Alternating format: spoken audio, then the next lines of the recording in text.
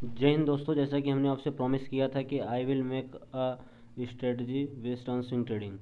तो ये swing trading based strategy है और पोजिशनल स्ट्रेटजी भी है। हमने इस स्ट्रेटजी का बैक टेस्टिंग किया है और वन ईयर से मैं पिछले 1 ईयर से इस स्ट्रेटजी पे काम कर रहा हूँ। आज तक मेरे को एक भी लॉस नहीं हुआ है इस स्ट्रेटजी पे। जितने मैंने ट्रेड लिए हैं सभी, चाहे मैंने वो 50 रुपये प्रॉफिट पे निकला है, पर मैंने सभी ट्रेड में प्रॉफिट पे निकला हूँ। और इस स्ट्रेटजी को अगर आप सही तरीके से रूल, डिसिप्लिन और मनी मैनेजमेंट और लॉट साइज के साथ इसको फॉलो करते हैं तो ये स्ट्रेटजी बहुत ही बेहतरीन स्ट्रेटजी है हमारे रिटेलर्स के लिए। बहुत सारे रिटेलर्स ऐसे होते हैं जो कि लगभग लगभग मोर देन 90% रिटेलर्स जो कि अपनी कैपिटल लॉस कर देते हैं इंट्राडे और फ्यूचर ऑप्शन में। बट ये स्ट्रेटजी ऐसी है जो कि आपके कैपिटल को प्रोटेक्ट करेगी।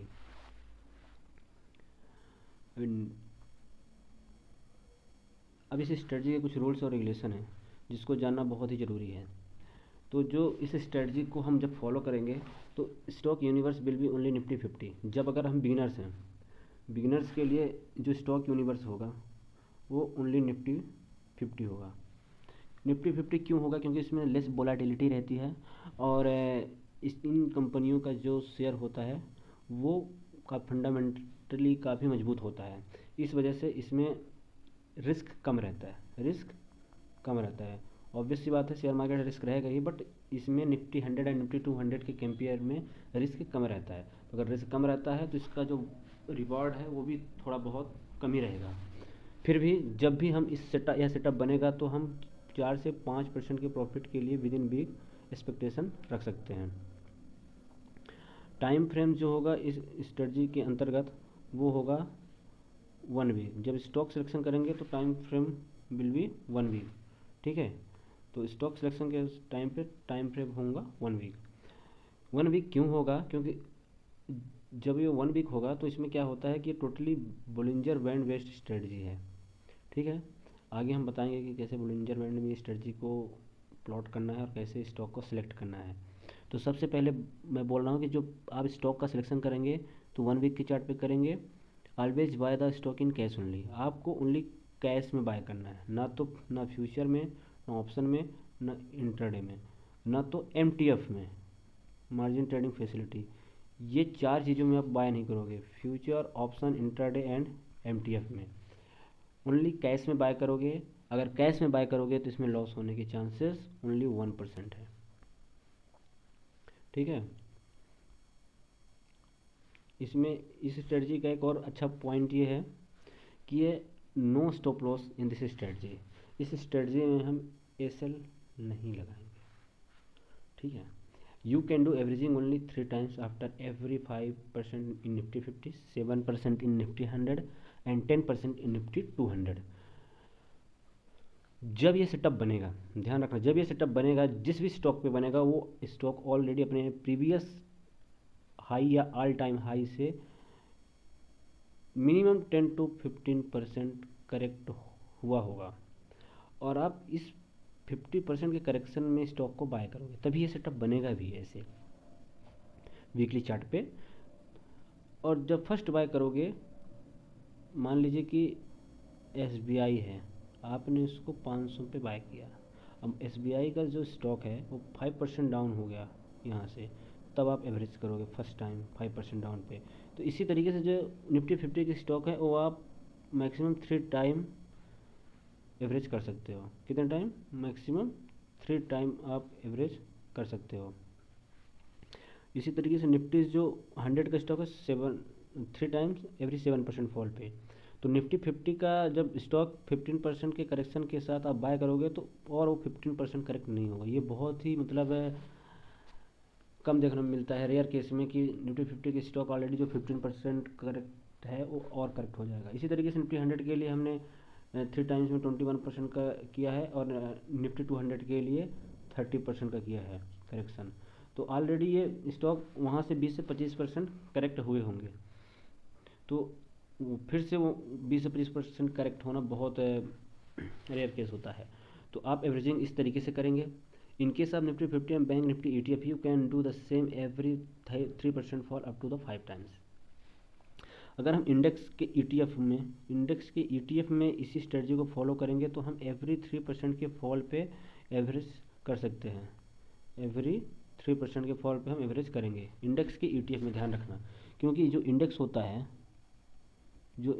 है it will never go to zero. तो आप पूरे विश्वास के साथ अगर निफ्टी 50 का ETF हो या बैंक निफ्टी का ETF हो, आप उसमें एवरेजिंग कर सकते हो 5 टाइम्स तक।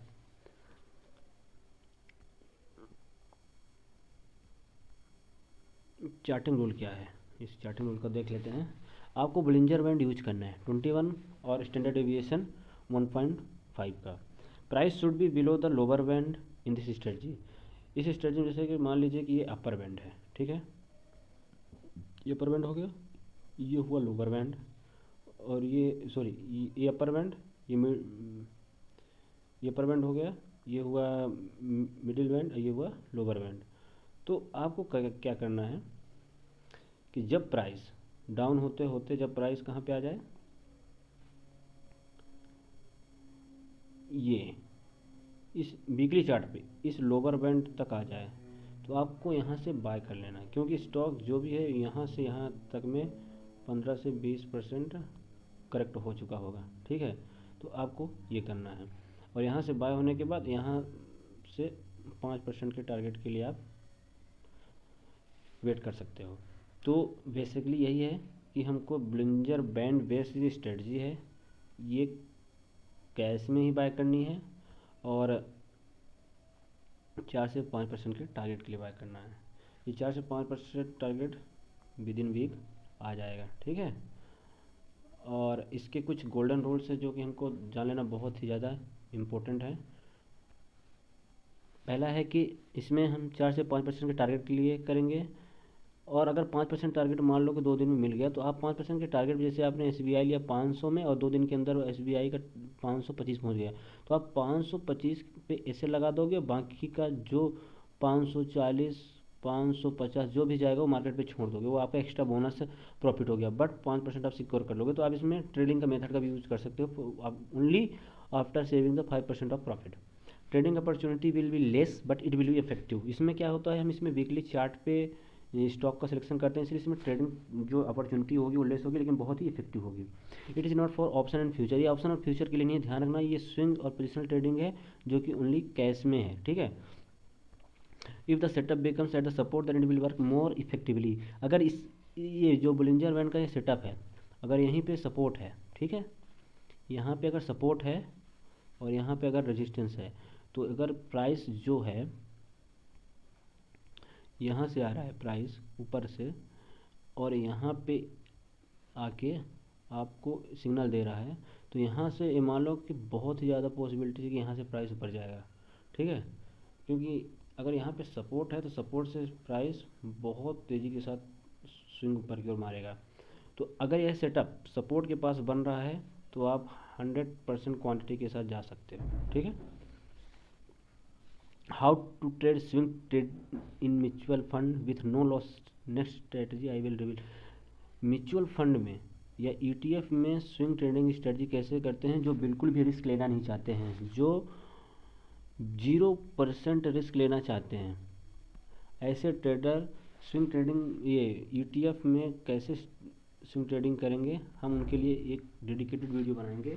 बट पहले इस स्ट्रेटजी पे काम करो, ये बहुत ही ज़बरदस्त स्ट्रेटजी है स्विंग ट्रेडिंग की, ठीक है। अब देखो कि हमने चार्ट खोल लिया है मेट्रोपोलिस का। मेट्रोपोलिस का जो चार्ट है ये वीकली चार्ट है, ठीक है। यहाँ पे देखिए वीकली चार्ट में क्या है, ये देखिए यहाँ पास वीकली चार्ट है, और आप यहाँ पास देखिए ये अपर बैंड है, ये वाला अपर बैंड है, और ये है लोअर बैंड, ठीक है।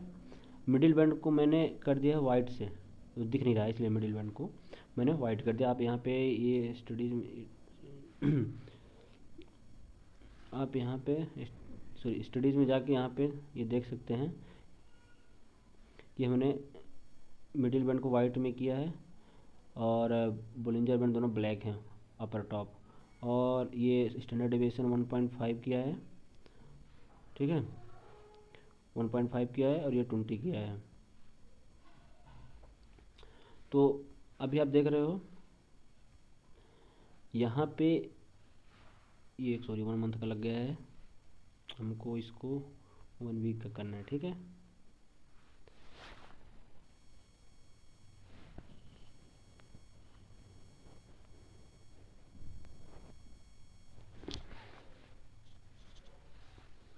अब देखिए स्टॉक ने यहाँ से ऑलरेडी ये था लगभग 1649 के करीब, 1649, अभी यहाँ पे 1295 पे, मतलब यहाँ से अगर देखा जाए तो स्टॉक ने अच्छा खासा करेक्शन दे दिया है। ये देखिए अगर देखा जाए तो स्टॉक ने 26% का, स्टॉक ने कितना दिया है, 26% का करेक्शन दिया है स्टॉक ने, ठीक है। तो स्टॉक ने 26% का करेक्शन दे दिया है। तो इसलिए मैं बोला था कि ये सेटअप तभी बनेगा जब स्टॉक ऑलरेडी अपने ऑल प्रीवियस हाई या ऑल टाइम हाई से 20% का करेक्शन, कम से कम 15 से 20% का करेक्शन दे देगा, तभी ये सेटअप बनेगा। तो हमको, मैं इसका आपको स्क्रीनर भी दे दूंगा। तो हमको अब यहाँ पे ये बाइंग लेवल है, अब यहाँ पे आपको इस बाइंग लेवल पे 1295 पे बाय कर लेना है, ठीक है। और यहाँ से 5% के टारगेट के लिए फिर बैठे रहना है। तो ये बेसिकली स्विंग ट्रेडिंग स्ट्रेटजी है, इसमें कुछ भी ज़्यादा नहीं करना है। और ये अभी यहाँ पे सपोर्ट के पास ये बन रहा है, ये पिछले यहाँ पे सपोर्ट है, तो यहाँ से मार्केट को ऊपर उठने की संभावना ज़्यादा है, और ज़्यादा करेक्ट भी होगा तो 26% अपने प्रीवियस हाई से ऑलरेडी स्टॉक करेक्ट हो चुका है, ठीक है। अपने प्रीवियस हाई से स्टॉक ऑलरेडी 26% करेक्ट हो गया है। तो अभी ये मेट्रोपोलिस निफ्टी 200 का स्टॉक है, तो अब कितना करेक्ट होगा, आप ही सोचिए ये स्टॉक कितना करेक्ट होगा निफ्टी 200 का। 27% ऑलरेडी करेक्टेड है, ठीक है। तो यही है बेसिकली स्ट्रेटजी। तो इस स्ट्रेटजी को आप यूज़ कीजिए, और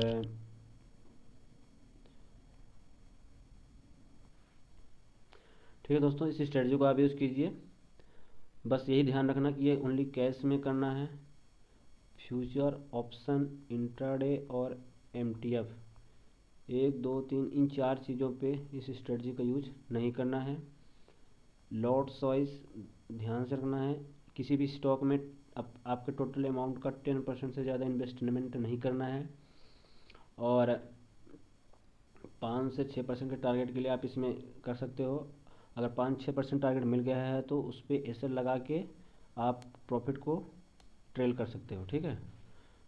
और म्यूचुअल फंड और ईटीएफ और म्यूचुअल फंड में कैसे स्विंग ट्रेडिंग करते हैं, इसकी हम स्ट्रेटजी आपको बताएंगे, ठीक है। तो तब तक के लिए दोस्तों इस स्ट्रेटजी पे स्टिक रहिए, और जो भी समझ में ना आया हो या कुछ इसमें और आपको ऐसा लगता है कि इसमें कुछ और किया जा सकता है तो प्लीज़ हमें बताइएगा, हम उस पर एक अपडेटेड वीडियो बना देंगे। बट मैंने 6 महीने से यही रूल फॉलो किया है और ये बहुत ही अच्छी स्ट्रेटजी है।